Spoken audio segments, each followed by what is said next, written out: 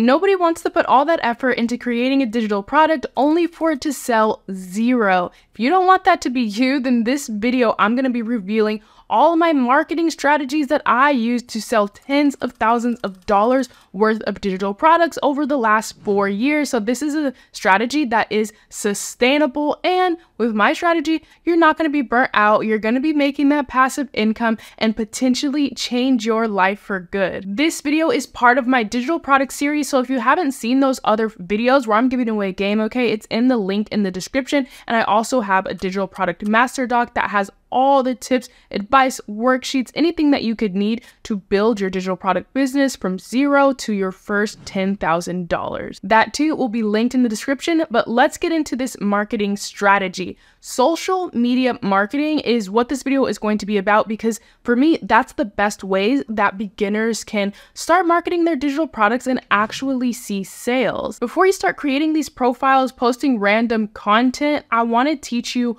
where to post, what to post, how to post, and how to turn those views into actual dollars. Before we actually talk about those things though, we need to understand our audience. Who are we selling to? To do this, we are going to create our buyer personas. Now, this is just a person that you think about whenever you're on social media creating your content, and this is the person who exemplifies your ideal customer or your target audience. Understand your buyer persona to a T. If you don't, you're gonna be posting random content and you're just gonna be like stuck and just like, what do I do? My content is not hitting, my content is not getting views, I'm not getting any sales. It's probably because you skipped the buyer persona part. If you're struggling with identifying your buyer persona, don't worry, because in my digital product master doc, I have a bunch of worksheets and exercises for you to get crystal clear about your target audience and your buyer persona. Now, if you were trying to start a business, maybe it was a bakery or a cake shop, something with desserts, I don't know, I have a sweet tooth, I love desserts,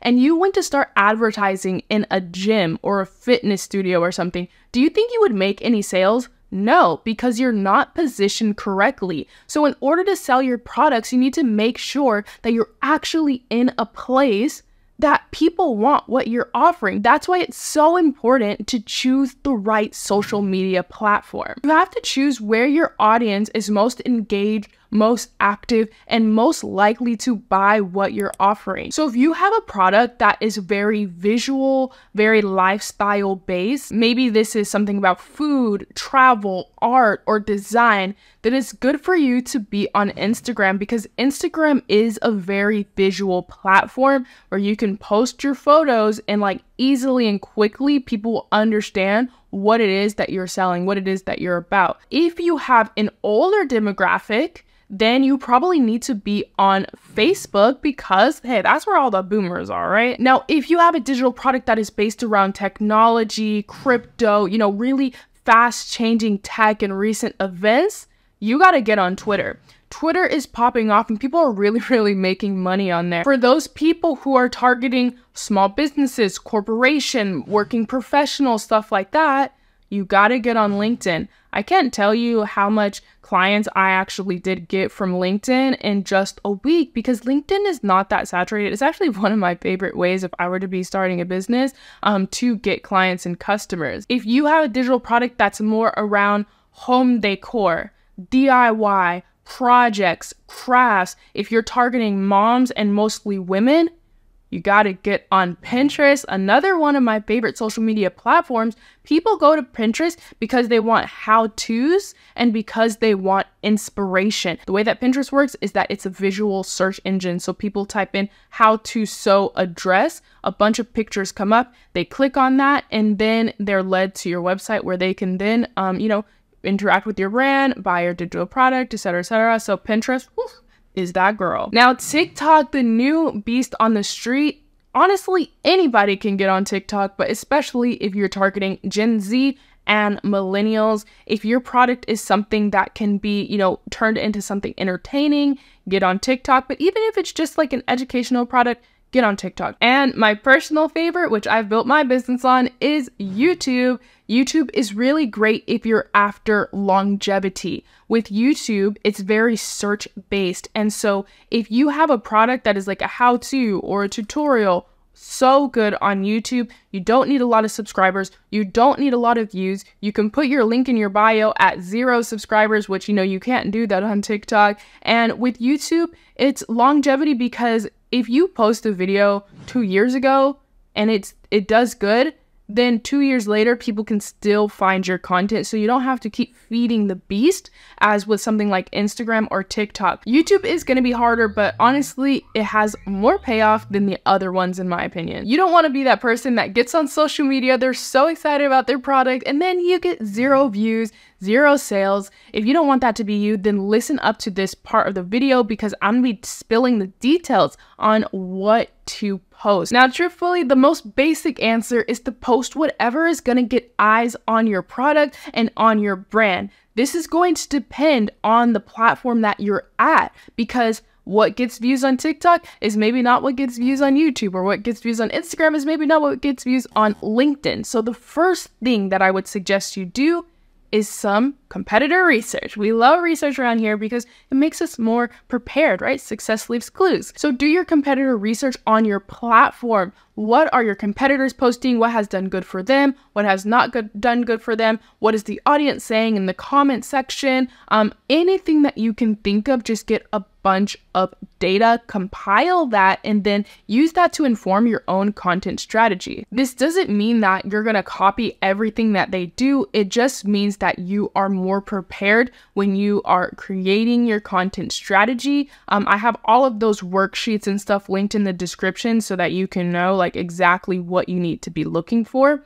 But after you've done that competitor research, you've analyzed those results, I want you to create your content pillars or your content themes. This is going to make it so easy to think of what to post for 30 days, 60 days, 90 days. Content pillars are just the backbone of your content. So for example, if I have a video about how to do your hair, right? Because that was one of my first digital products, then my content pillars can look like this. One theme is going to be about washing. One theme is going to be about conditioning. One theme could be products that help your hair, right? So these are just general ideas that you can elaborate on later.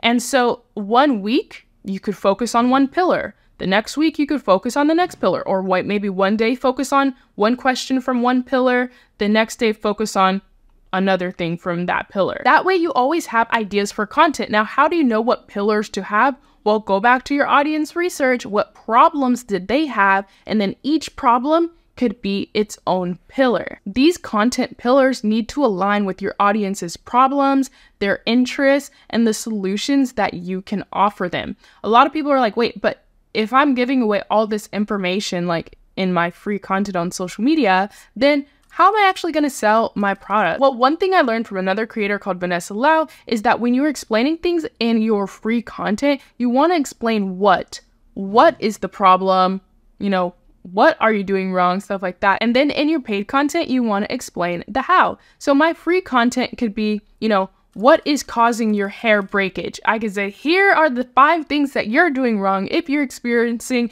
breakage in your hair.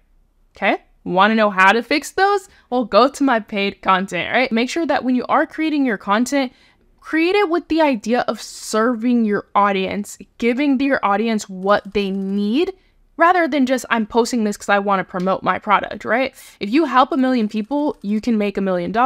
And when your content is helpful, people literally are just like, wow, you have so much information in your free product.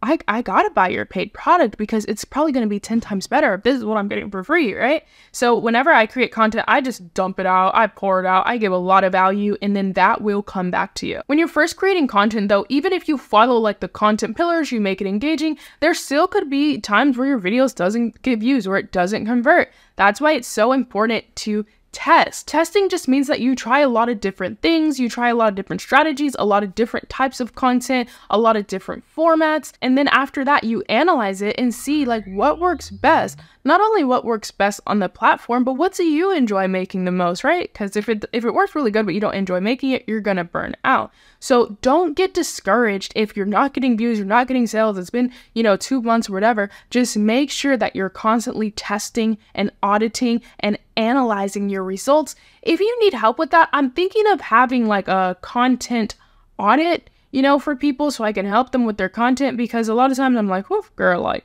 you gotta change that, okay? And you guys just don't know, right? Because you're new. I'm thinking about that. If you want that, let me know in the comment sections, because I want to help you out. Like, I want this to work for you. If you want to know how often you should post, I would say post as often as you can consistently post. If you can post once a day, do that. If you can post once a week, do that. And give yourself 90 days of that consistency to see how that works for you and also for your audience and the platform that you're on. A very important part of marketing digital products that most people on YouTube don't talk about is creating your email list and doing email marketing. This is one of the things that I didn't do when I first started creating my digital product, and I honestly regret it. When you have an email list, you have a way to directly contact your audience. This makes it so that when you want to update them about something, you can automatically update them and not worry about, oh my God, is TikTok going to show this to my audience? Is Instagram going to show this to my audience? Is YouTube going to show this to my audience? No, like, you could just send them an email and then tell them exactly what you need to tell them. Also, if you don't want to post a video, but you still want to, tell people about your digital product, well, you have your email list. You can just email them. So it actually makes it easier in the long road. Email lists are great because if you have a new product, you can tell them. If you want to get feedback from them, you want to ask them a question, you can ask them directly. If you don't want to post a video that week, but you still want to tell people that you're launching a new product, well, tell them on your email list. It is free to set up an email list, so there's really no excuse not to have one. To create an email list, I would suggest using System.io because it's free and you get a lot of advanced features for your email list. In order to get people to your email list, you can just have a page that says, hey, sign up for, weekly tips on hair care. That's probably the easiest way to do it. Or you can have some kind of simple freebie that you make in Canva, like a checklist or just something to get them like a quick win, quick information in exchange for their email. And to actually have an email list, I would suggest signing up for System.io because they have so many advanced features for free. And so that way, like, you're not spending a lot of money for this email list. It could just be something that you set up and just like have that running. This is the marketing strategy that made me so much money. I fully stand by it, but the most important thing is to analyze, to adapt, and to pivot. You could do all the things in this video and it still not work for you. That means that you have to adapt, you have to analyze, you have to figure out what it is that you're doing wrong or what it is that you need to do better so that you can actually start selling. Each platform has analytics. You can go to your comment section and analyze what your audience is saying, what do they want, analyze your competitors. Like, there's always a way that you can win. It might not happen in 30 days or 60 days or 90 days. It might take 6 months of analyzing, tweaking, pivoting, learning. But once you actually, figure out the thing that works, it works, let me tell you. And then once it works, you actually can really change your life. At least that is my own story. If you want to get access to extra resources, workbooks, exercises, and information about how to sell your digital product, then check out my digital product master doc in the description box below. And also check out the other videos in the digital product series. I'll see you in my next video.